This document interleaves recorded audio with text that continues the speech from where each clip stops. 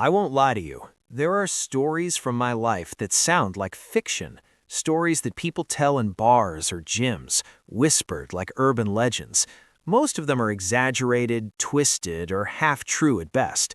But this one actually happened. And for decades, I kept quiet about it.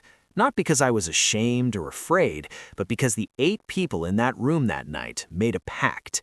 We didn't brag. We didn't turn it into a circus act for the cameras.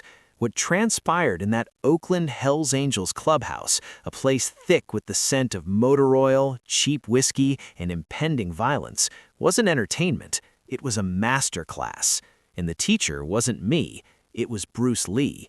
I know how it sounds. Muhammad Ali and Bruce Lee together in a biker den? It feels like a fever dream or a lost movie script. But the truth is, Bruce and I shared a bond the public never grasped. We didn't just cross paths, we studied each other. We trained in shadows. To me, he wasn't a movie star, and to him, I wasn't just a loud-mouthed pugilist. We both understood a secret the world misses. True power doesn't need to scream to be felt.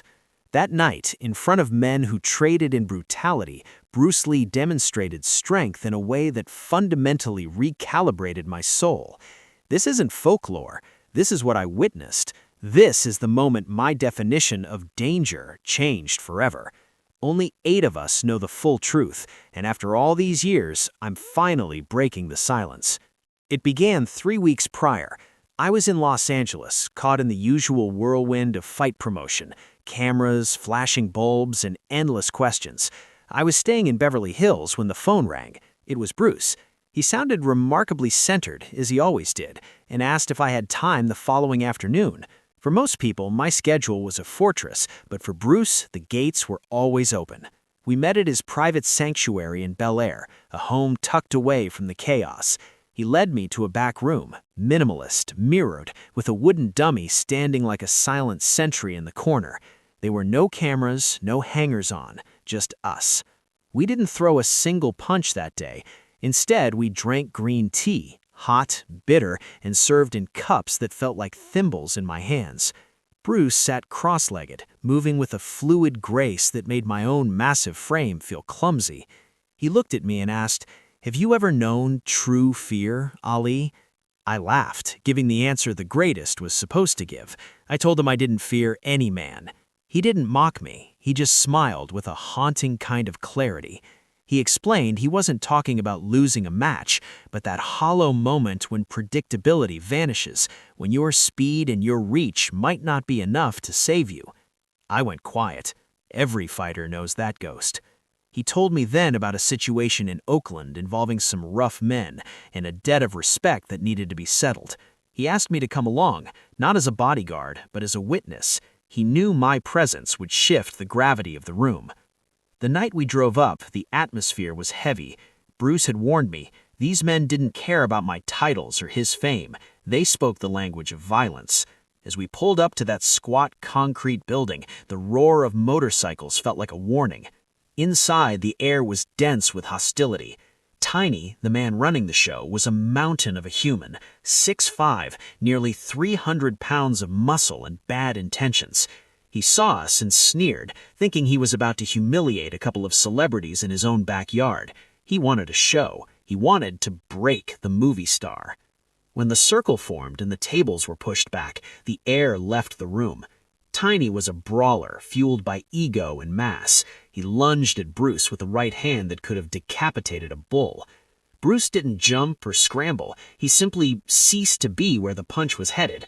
It was the most economical movement I had ever seen.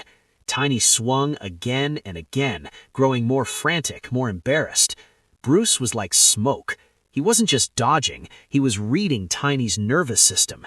Then, in a flash, Bruce didn't retreat. He stepped into the storm. He didn't strike, he just touched his fingertips to Tiny's throat, a feather-like gesture that carried the weight of a death sentence. He was telling him, "I could have ended you." The room went cold. Tiny, driven by wounded pride, tried one last desperate charge. Without even looking back, Bruce spun, a low whipping arc that took Tiny's legs out and sent him crashing to the floor like a felled oak. The building literally shook. Bruce didn't hover over him with a fist. He helped the man up. He told that room of killers that respect isn't something you take with a loud voice or a heavy hand. It's earned through the mastery of yourself. We walked out of that clubhouse in a silence so profound it felt like a physical weight. In the car, I was buzzing. I told him you could have destroyed that man.